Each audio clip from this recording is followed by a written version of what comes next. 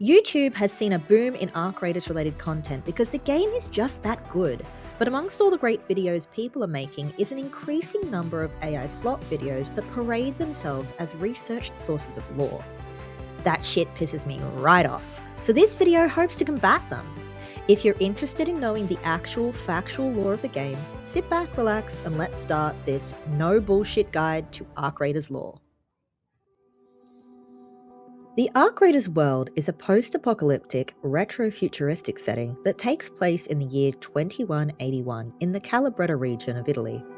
The history of the game is broken up into several different eras or periods, with very few of these having a distinct year to pin to their name.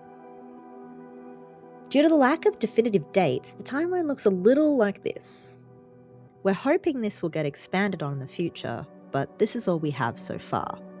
You have the collapse, the Exodus, the period we'll refer to as the Time of Darkness, Sunrise, the First Wave, the Interim Pause, and the Second Wave.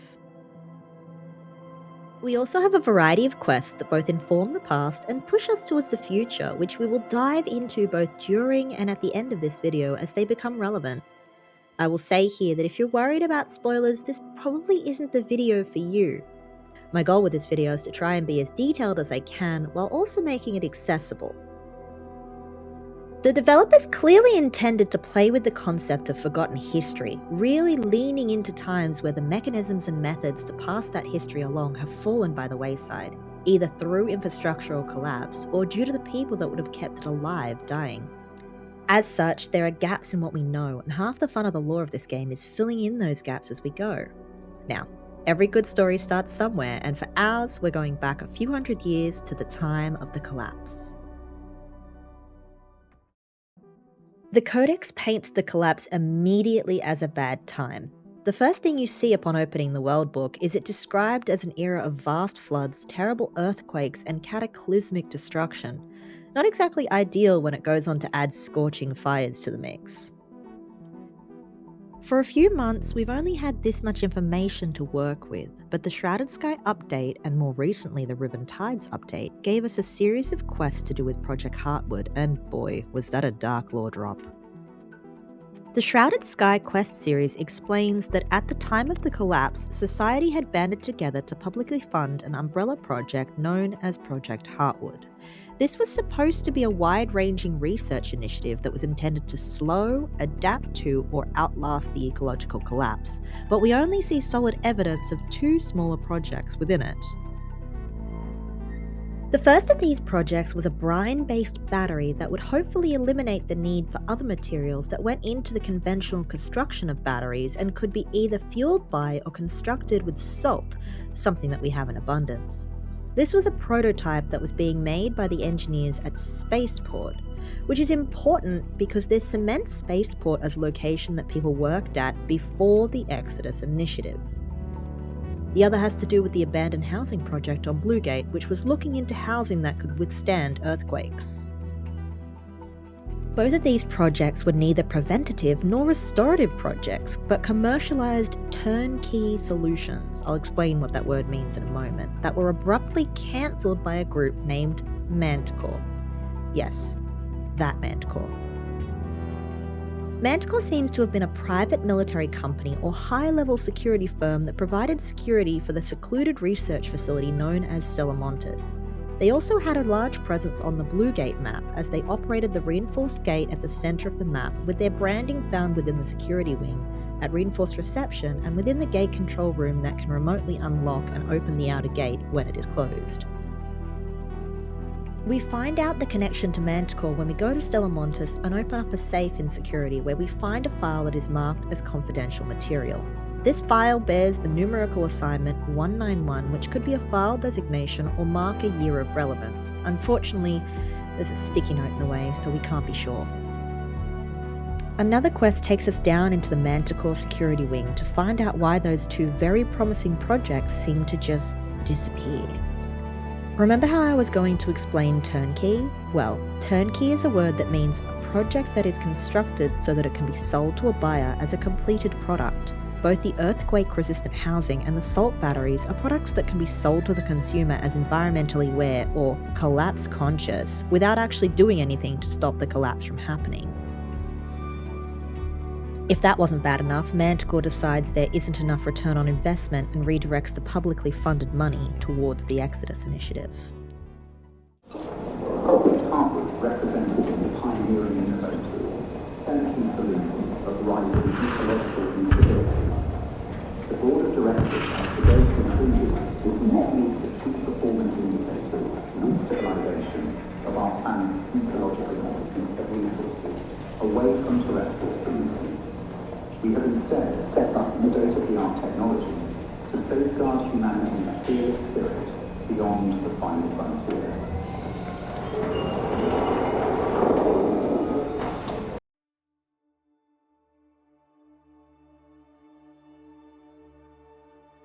The Exodus period, or Exodus Initiative as we learn it was referred to, was a time within the Greater Collapse era where rapid construction of infrastructure happened with the express goal of fleeing to space.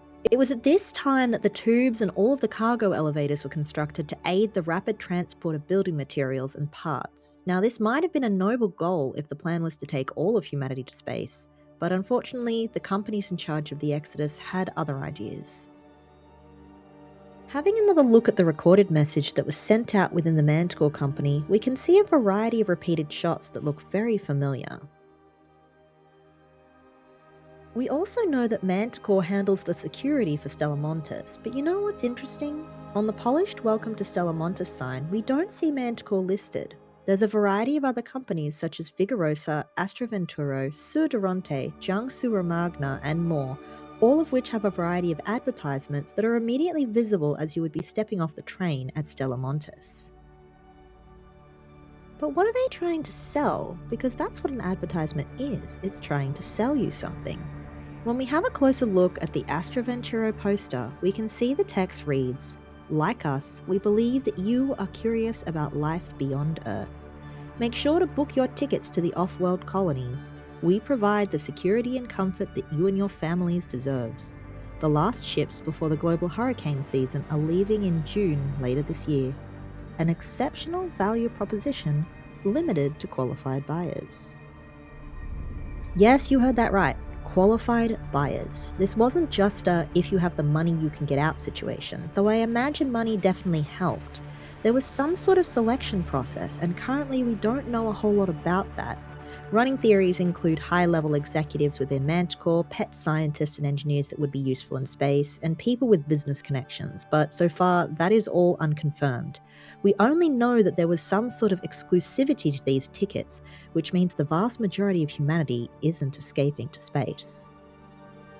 The Riven Tides update provides some context clues for the biggest financiers of this project, with many of them seemingly wealthy Americans that had flown into Italy specifically for the Exodus initiative, where they stayed at the Panorama Azzurro to wait out the sign to move to spaceport.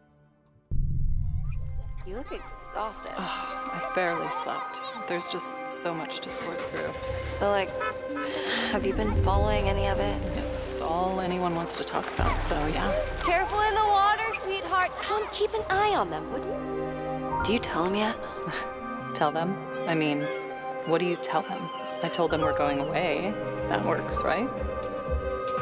Are you deaf? I paid for this! I'm not asking twice. Scusa. Fix it. Scusa davvero. On the house, right? Got you. No, you can't call that in. I'm counting Are you it. serious right now? It was out by a mile. That was it. Clear as daylight. What, are you blind? Why? Hey, I why know are we what even I talking saw. about this? Pull it no, together. absolutely not. Absolutely not. We also have another interesting poster that can be seen in Stella Montis that is a combination poster between the companies J Cosma Ventures and Jiangsu Romagna, which features the text, "Humanity, our most valuable shipment yet. Into orbit 2082. Now, we can't say for certain if these off-world colonies were already in construction by the time Stella was advertising them, or if this was all selling an idea, but what we do have is the fact that the poster features a year, 2082. This means that the Exodus initiative likely happened around or before this time. So Manticore has now taken the public funds and redirected them to the reconstruction/construction of the spaceport. Quest text tells us one thing, reconstruction, and the Codex tells us another, construction. But combined with the fact that the engineers at the spaceport were building these salt batteries before the project was cancelled and funds redirected, lends us to believe that there is more weight in the reconstruction camp of thought. During this reconstruction project, presumably because of how much is going on and being built, there is a need for more power at the spaceport. A foreman at Alcantara Dam who was living in Murano, which is the pre-Exodus name for Buried City and where much of the workers at the dam seem to live, was likely bribed with the promise of a ticket and sold his community out. The result of which was the redirection of power to the spaceport and rolling blackouts to the city of Murano and all the people living there. For a while, we didn't have much more information on how the common man took to everything that was going on, so we had to rely on environmental storytelling. What we could see in a large majority of graffiti was a growing discontent among the populace, general distrust and dislike of companies like AstroVenturo, and general unhappiness with the way society was progressing. One of the most cited examples is seen as you exit a very common Buried City spawn, with the text reading "Solo i ricchi vanno via da questo schifo," which roughly translates to "only the rich get away from this shit." We also have a line seen on this AstroVenturo graffiti with the words "Darci biglietti," which translates to "give us the tickets," and two pieces of graffiti that argue against the exclusivity of the selection process, which say "Spazio per tutti," space for all, and "Uguaglianza per tutti," equality for all. Graffiti in Buried City and Spaceport also tells us that the years 2054 and 2055 were seemingly relevant, as they appear alongside words such as "priolare resistenze," which in Maltese translates very roughly to prioritize resistance. We can see further examples of this pushback in the revelations we got with the quest Line in the Sand, Safe Harbour, and A Wrench in the Works, where we continue to explore the shutdown of Project Heartwood. A researcher named Andrea smuggled the shutdown documentation out of Stella Montis, and when she did so, it was found out that Project Heartwood had been designed to fail from the start. It was this information that seemed to spark the realization in the general populace that a mass exodus would not be happening, and the seeds of a real resistance began. Called the Rust Belt Mutiny in the Codex, we now know that a working-class resistance group began to form, made up of dock workers, hotel workers, and others sympathetic to the cause. So far, we only have evidence of a single incident where they organized the heist of a specialized and crucial spaceship part, derailing a train to get it. It's my hope that with future quests we'll see more examples of this growing resistance and learn the true nature and timeline of what really happened in those clouded decades.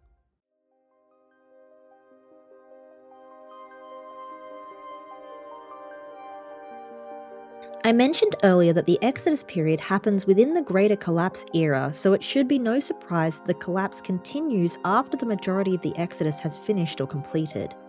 Before we move on to the Sunrise era, we need to address this gap in the timeline, mentioned in the Codex with the line, "following generations of darkness after the collapse."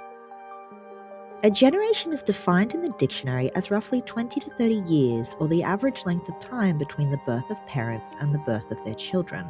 With this being generations, plural, we can estimate 40 to 60 years at a minimum if it's only 2 generations, and many more if not. Outside of this line, we don't have a lot of information on how long this era of darkness went for, but we do have an idea of what life was like. It's at this point in time that society likely started to fall apart in earnest, with the environmental issues unaddressed and a select percentage of the populace fleeing the Earth. Morale would be at an all-time low. Countless deaths from environmental disasters would have been happening year over year, and if key government figures were part of the select few that fled to space, already stressed social systems would crumble. We also know that eventually the environment began to calm down enough for humanity to start recovering, but considering we're still getting cold snaps, hurricanes, and other dramatic weather events, we know it hasn't entirely healed.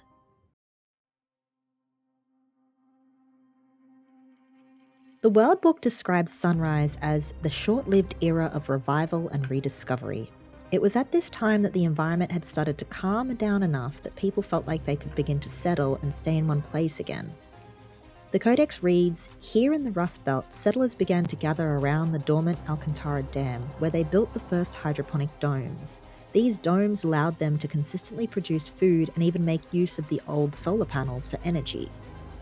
We have another entry in the Sunrise category that talks about the settlers a little more and gives us a hint about what life was like for people during this period, including assumedly following a nomadic culture and gathering to eat rather than traditional food production through farming and ranching. During the era of Sunrise, a community of survivors settled around the Alcantara Dam managed to achieve some semblance of organised society. Yeah, it doesn't read properly, but that's exactly word for word what it is in the codex. In the hydroponic domes entry, it specifically says it is said to have been during the era of Sunrise an optimistic experiment to turn society less reliant on gathered roots, mushrooms, and berries. A few different quests tell us that during this time, these settlers were using the domes to try and create a strain of wheat that was more resilient, assumedly because most traditional crops weren't able to withstand the rapid changes in temperature and extreme conditions that had been happening since the collapse. The sad irony is that a cold front came through and a hailstorm likely broke open the glass roofing of the domes, causing the seedlings to wither.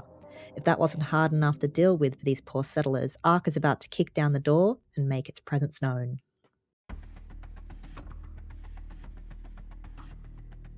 The Sunrise period came to a devastating end when the first wave began. The World Book tells us that it was the settlers that had made a home around Alcantara Dam that banded together and became the first raiders, using the rudimentary weapons that they had learned from old documents around the dam to defend themselves. From what we see in-game from the first wave husks, the first wave of Ark were pretty rudimentary and mostly consisted of 3 types of enemy units: Wasps, Rocketeers, and Barons. We can see the remnants of these scattered around each map, with their original designs being very simplistic compared to what they later became. Basic frames consisting of circular bodies and simple shapes. This was still enough to pose a massive challenge to humanity, who at the time was only just bouncing back from major ecological and environmental collapse. However, humanity has this wonderful habit of being really stubborn, and the Raiders of the Rust Belt are a perfect example of that. They managed to begin finding ways to target weaknesses, and bolstered by the ability to fight back, they ended up building an extensive network of outposts and defensive structures that we can still see standing, with examples like Formikai Outpost or the South Swamp Outpost. At first it was likely scattered battles and skirmishes or pockets of resistance without an organised structure, but as time went on we know that things like squads or units with ranks formed, with Tian Wen's mother being a member of one.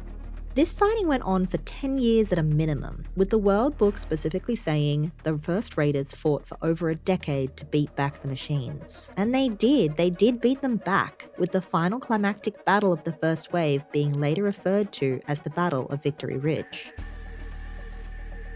Before we go into the Battle of Victory Ridge, I want to mention some of the traders, starting with Celeste. Most know her as the trader that swaps seeds for materials, but Celeste is much more than that. She's actually a former raider herself, and she was 9 years old when the first wave hit.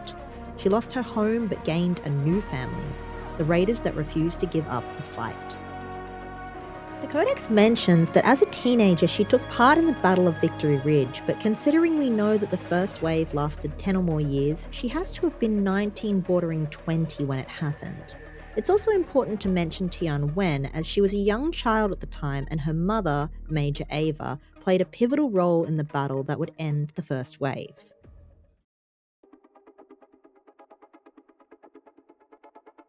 The World Book says the Victory Ridge is a rocky outcrop west of the Alcantara Dam, and it was in this location that the raiders of the first wave finally pushed back the Ark. However, this wasn't a short one-off battle. In fact, the Codex says the battle raged for several days, littering the landscape with smoking Ark husks and fallen raiders. It was under the leadership of Major Ava that scattered raider groups united for this final fight, where they fought from elevated positions along the ridge, possibly using the rocky terrain as natural cover. Major Ava had previously led other successful skirmishes against the Ark, and while this would be another success credited to her name, unfortunately it would have to be awarded posthumously, as she and most of the other raiders that fought in that final battle did not survive, and those that did carried wounds both visible and hidden. Tragically, without a unifying enemy to rally against, the raiders began to turn on one another. the World Book says survivors blamed each other for tactical failures and feuded over the spoils of war. The unity that had defeated Ark crumbled into bitter rivalries. Still, there was some level of calm on the surface for a couple of years or so. The final line of the first wave entry in the World Book says, though the battles earned the survivors several years of respite, a more resilient and refined generation of Ark would eventually return, the second wave. The definition of several is more than two but fewer than many, and we have two other sources that support it being a period of a few years. The line in the video Dormant Barrens says, I remember when we brought down the last Baron. We thought topside was ours again, that we could start rebuilding. Fools. All of us. Ark was back within years. Reinforced. Relentless. Additionally, on the Nexon website for Ark Raiders that was released with the game, we have the line, within years, Ark returns with a vengeance. From this, we can assume the gap between the first and second wave was somewhere in the ballpark of 3 to 5 years long. We don't have much information about what happened during this time, but without a common goal and with a bunch of traumatized raiders, I can't imagine it was good.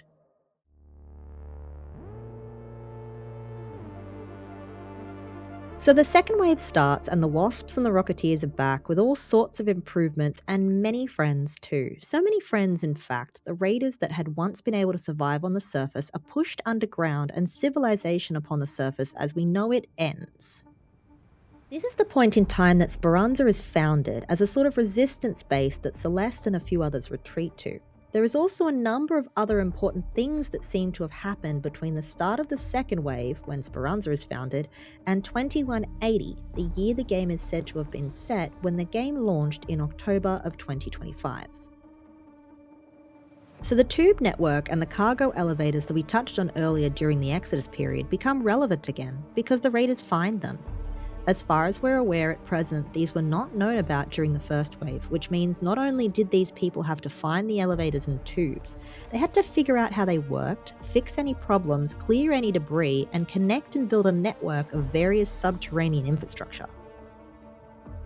The Codex is pretty straightforward about the tubes, stating the network of tunnels spanning the Rust Belt and beyond is known as the tubes. Raiders use these tunnels to reach the surface by boarding transport pods launched from stations the locals call slingshots. Each neighborhood in Toledo has its own slingshot station managed by local security and operations teams. Several junctions lie along the tubes before they reach the surface access points. I have some speculation about how these actually work, and I'll put what information we have forward and let you decide, but quick disclaimer, this is not in the Codex and is unconfirmed by Embark. So, when we travel through the tubes, the cinematic shows us climbing into a pod and then moving at rapid speeds through a tunnel.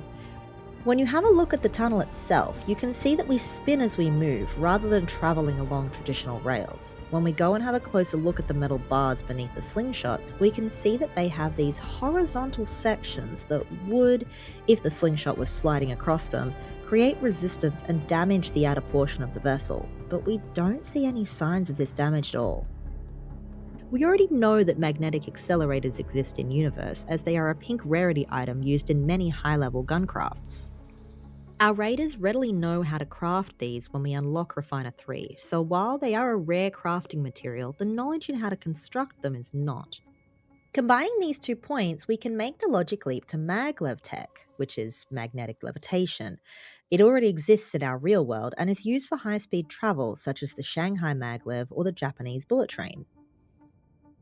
We have a few announcements that the slingshot operators say as our character walks towards the pod as well, including the line, Charging capsule, discharge in 5 seconds. Other announcements reference these charges, such as, Pull the chargers, prep to 4, 2, 3, no time to quit. You're up. and Closing rails, reruns, go, forklift, spin the chargers. this evidence suggests that the pods seem to be launched by some sort of electronically charged catapult system, and motion is then maintained and accelerated with magnets within the tubes. Okay, back to core game history. The cargo elevators were designed from the beginning to be connected to this tube network, and the World Book says, for safety reasons, all cargo elevators are remotely operated by security operators via a patch board at a control station across the various contradas of Toledo. As those were already set up and lying dormant, the most that the engineers of Toledo would have to do is figure out how to connect them to power and test them all to make sure they ran. Considering how fast the transport pods are moving through the tubes, there would also need to be some extensive maintenance done to ensure no debris or other items got in the way and gunked up the works. The entry also mentions that since then, Toledo engineers have integrated them with other types of infrastructure, including civilian metro lines and ventilation air shafts. The metro lines are one thing. They would have had existing infrastructure such as pre-built tunnels and underground metro stations, as well as some rudimentary maintenance access tunnels, but a larger network that could be connected to the tube network would mean the digging, bracing and building of tunnel connections between these points. Real-world infrastructure gives us multiple examples of metro and other subterraneous transit lines needing ventilation, but we only really see and can access a small portion of the traffic tunnel in Bluegate. We can also see two different sorts of building styles with the ventilation air shafts themselves, the sleek concrete and clean metal of the original build, and the wrought iron and exposed wires of the Raiders' modifications. This tells us that while there was likely a system of tunnels and ventilation air shafts constructed as part of this original era, multiple modifications of these tunnels would still be needed for us to access and use them. In fact, the video for unlocking Bluegate has this line. After all these years, I never thought I'd see the day the crews opened up the northern tunnels. This suggests it was a staggered process that happened over time, rather than all of this being built at once. When you hover over each of the air shaft POIs, you get a little tooltip. The warehoused air shaft suggests that it's Apollo that heads the builders and engineers, which lines up with his love of tinkering and creation of gadgets and electronics. We also have the Raider hatches to talk about. The World Book specifically says, built by the Raiders themselves, the hidden entries sit atop old manholes, crevices and tunnels, offering a secure way home.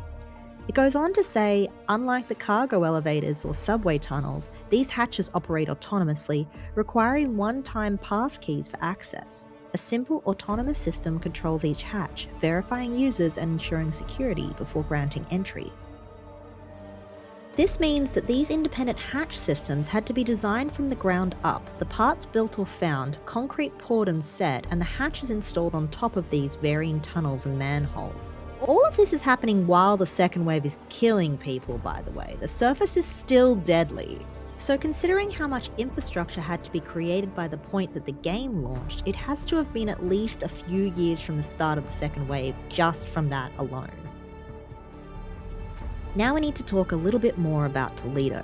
Like mentioned before, Speranza was the first neighbourhood which consisted of Celeste and probably a few dozen other raiders and civilians that retreated down there as a base of operations. By the time the game launched, there were multiple neighbourhoods that had sprung up around Speranza, forming the patchwork city known as Toledo. We have the names of these neighbourhoods hidden in plain sight on the map. Two are clearly visible, Volto and Mertetta, with the third partially obscured, with Ferro being all that is visible. Flashpoint gave us a line of Shani dialogue that fills out the rest of the name of this neighbourhood, Ferrovia.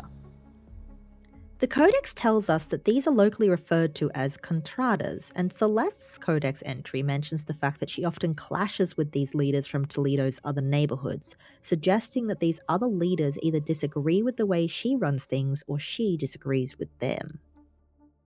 So now we have to add on to the calculation of all that infrastructure, plus people filling in and filling up Speranza to the point of an overpopulation problem, and then also filling out and building up the neighbourhoods nearby.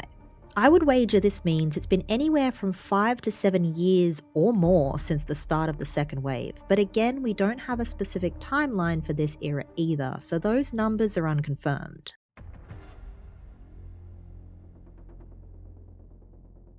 We finally find ourselves at the point in time when the game launched in October of 2025 and assumedly October 2180 in game time. Before we begin, there's a quick caveat.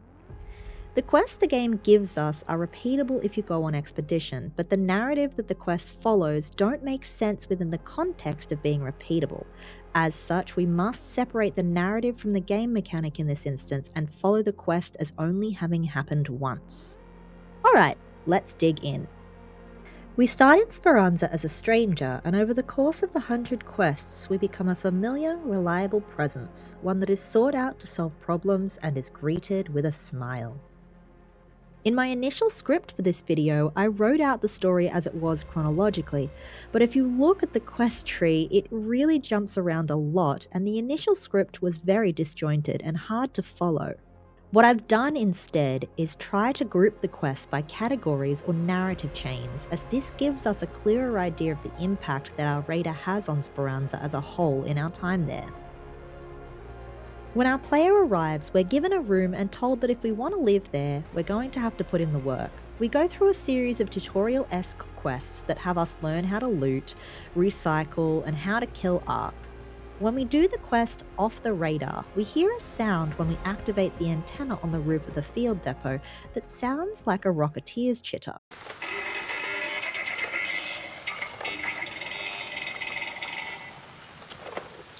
Now, the way that Shani and Celeste react to this is interesting, because Shani says this. Did you hear that, Raider? I've never heard anything like it. Please get back here as soon as you can.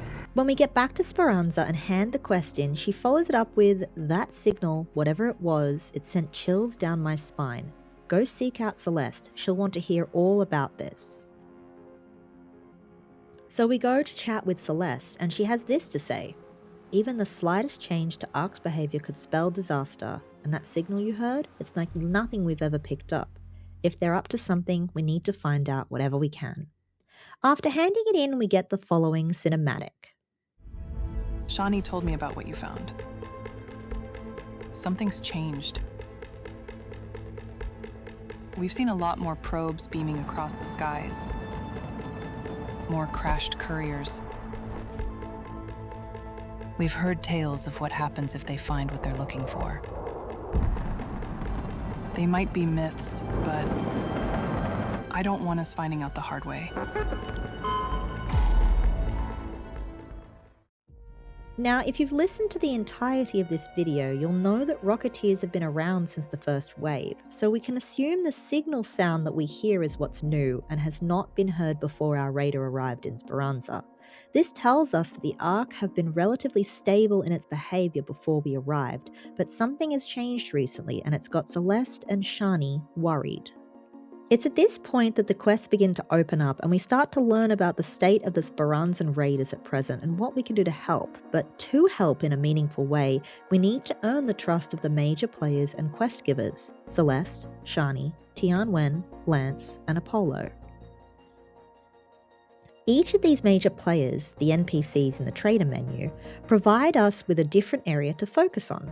Celeste's quests cover fixing or improving the living conditions of Speranza. Shani covers fighting and investigating Ark. Tianwen deals with weapons and helps work to establish some topside bases. Apollo's quests explore what life is like for the everyday civilian, and Lance is, well, Lance. I want to dive deeper into these NPCs and everyday living conditions of Speranza in another video, so I won't be focusing heavily on that this time, as our goal here is covering the major story beats.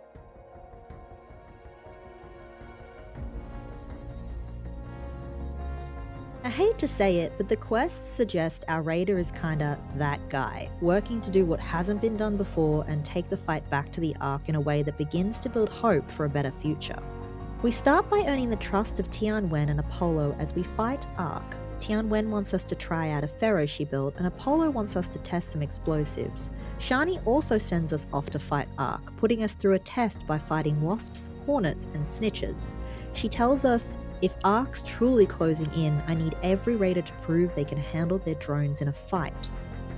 There are a number of other quests that happen that we'll go over shortly, but soon enough Shani has us out in the field again, this time to fight a rocketeer. And while she gives solid advice that suggests she's seen them successfully fought in the past, she seems surprised when we come back and say we did it. I can scarcely believe it. You brought down a rocketeer. We may stand a chance after all. Here's where I'm going to briefly talk about the concept of ludonarrative dissonance, which is basically where the gameplay of a video game tells us one thing and the narrative tells us something else. By the time this quest comes around, most players have killed multiple Rocketeers, Leapers, Bastions, and Bombardiers, but within the narrative this is not a common occurrence, which is why Shani treats it with such surprise. In fact, the next quest in the arc-killing chain that she sends us on, Into the Fray, has us successfully kill a Leaper, and it's such a point of surprise and celebration that both Shani and Celeste are seen taking the night off and celebrating the player's win. Hope is a fickle thing, you know. I try not to get too caught up in it. But a night like this makes me want to get carried away. Even if it's not forever. Even if it's only for a little while. It's just nice to see everyone smiling for once, don't you think?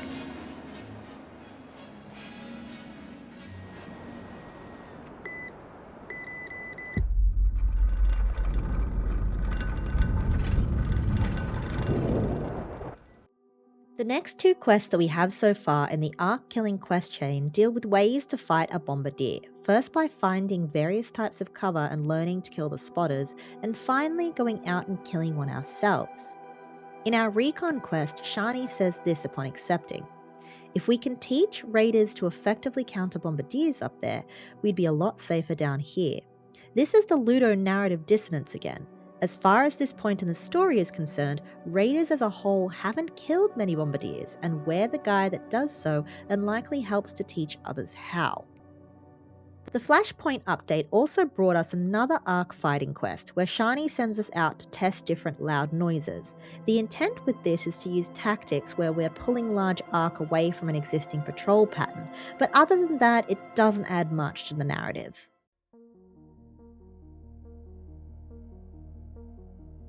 A lot of our quests have Shani digging for information and analysing data we bring to her, trying to make sense of what she feels is an approaching threat and taking every advantage she can to not give up the fight for topside.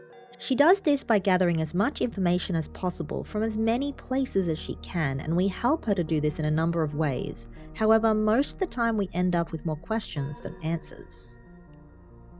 She has us go out and open up a barren to pull some parts out and analyse those, then has us go and grab a surveyor vault, and when we hand it in she says, "It's not often I get my hands on surveyor data, but I bet my hat this is tied to that signal we heard before. We'll get to deciphering, thanks Raider." In the quest A Lay of the Land, Shani mentions that there has been distant rumbling that has gotten less distant with each passing day, and she asks us to track down and set up some LiDAR scanners in 3 different high-up places during the quest Eyes in the Sky. There's a little mismatch here with what Shani calls the LiDAR scanners and the model in-game, because real LiDAR scanners are used to create complex 3D models for terrain mapping, and the device we see in-game is closer to a total station, which is used to measure angles and distances while storing this data to be easily transferred to somewhere else for further analysis. Considering we set these up on high points to measure this distant rumbling, the intent is likely that Shani is creating a model to observe, though it doesn't make much sense until later. Shani also has a number of different communication and monitoring stations topside, which over the course of the quests begin to falter and cut out. We're sent out to establish a new communication station on the top of Patton House in our presence up there, and immediately afterwards we are sent to help retrieve logs from one of her existing pieces of equipment that she has set up to monitor Ark's movements that recently broke connection. When we bring it online long enough to send her the logs, she tells us those logs were absolutely riddled with outlying data points. They might be faulty readings, of course, but then they might not. The very next quest has us restarting some of the equipment on Buried City, where we're sent to start a generator and boot up an antenna terminal. Upon completing the quest, we have a peculiar cinematic that plays.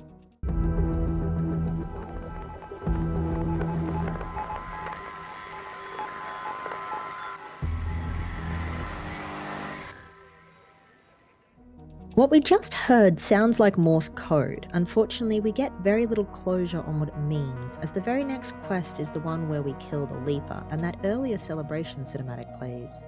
Remember how it had that rumbling at the end?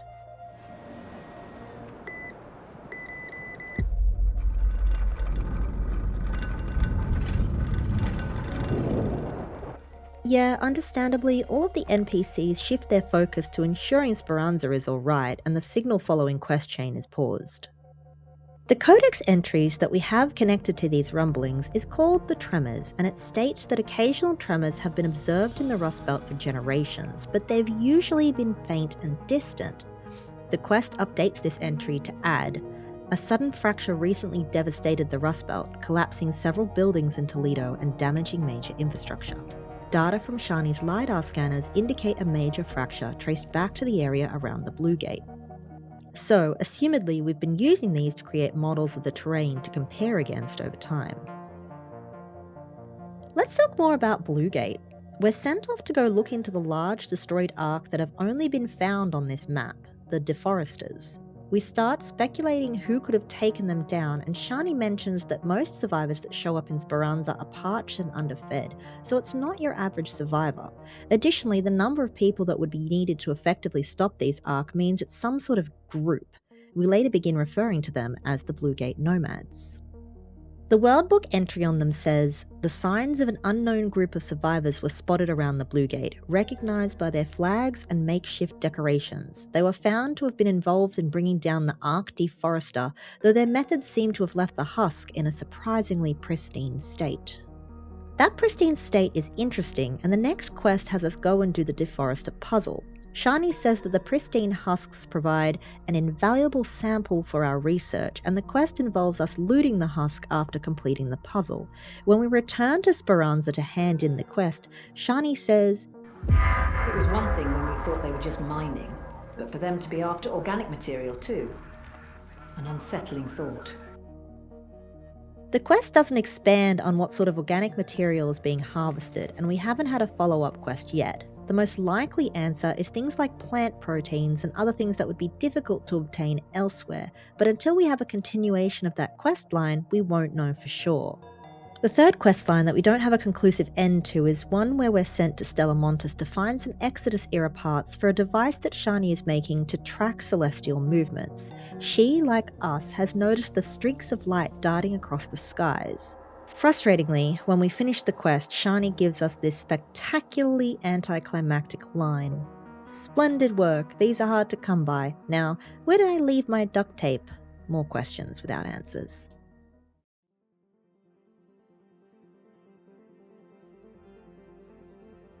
During the course of the quest, Tian Wen has us run a bunch of errands for her, including stealing some electricity from the Speranzan power grid and dealing with sabotage to her supply chain. We use these quests to build some much-needed trust with her, as when we arrive in Speranza there is some distance between Tian Wen and the other NPCs. Celeste's goal is for Tian Wen to be a more active participant in the fight to reclaim the surface, and our meddling works. After some personal revelations, Major Ava related, Tian Wen has us begin scouting out new potential spots across a variety of maps where we could start making new outposts, encouraging our raider to mark these for future use. As mentioned earlier, Shani has us set up a new communication tower on Patton House and has us hook up and turn on the electricity there, and Celeste also has us putting up old raider flags to reclaim some of the old outposts and remind raiders that are topside what it felt like to stand side by side. It's slow going, but bit by bit we work with the NPCs to lay the groundwork for more of a raider presence topside, and hopefully we'll see more of this in future quests.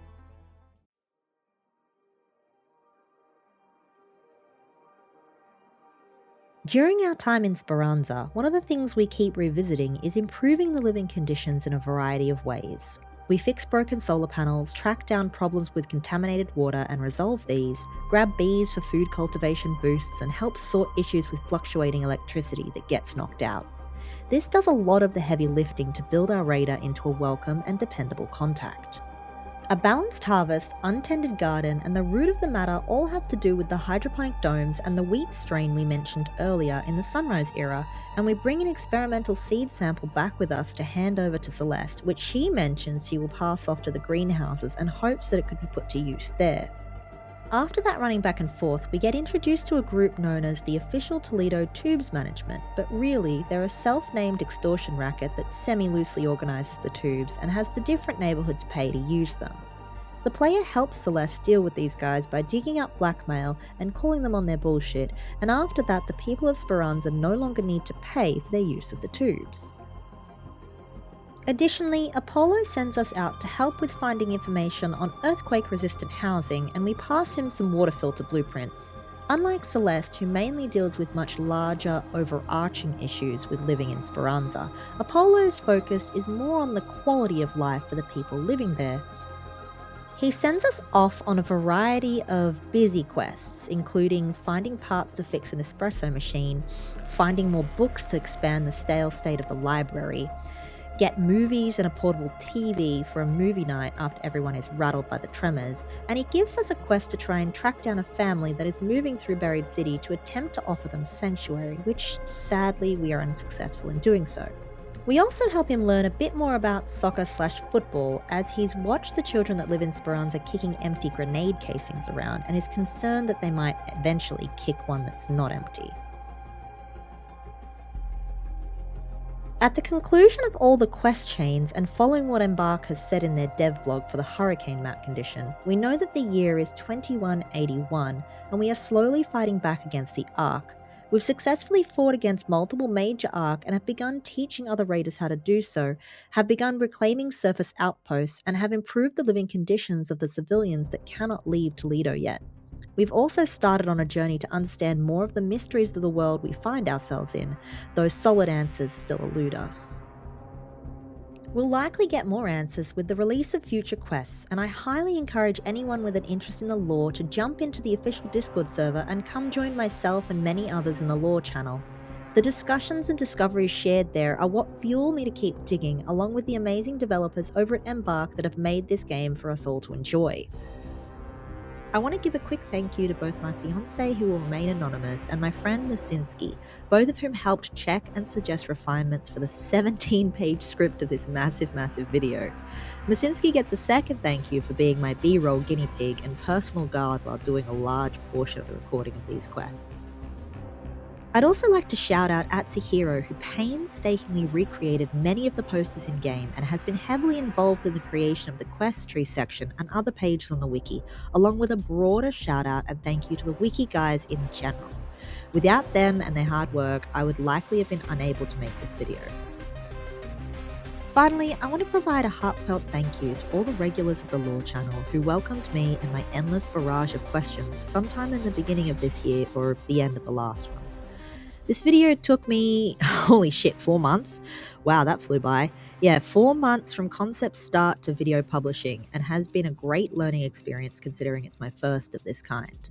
I'm planning to make another video in the near future that focuses on Toledo and Speranza, how the people there live, what life is like day to day, and dive deeper into the background of the NPCs and their connections, including the new nomadic envoys. It'll probably take a little while, and I'm not sure if it's going to be as long as this one, but I'm looking forward to it. Till then, stay safe, stay curious, see you topside.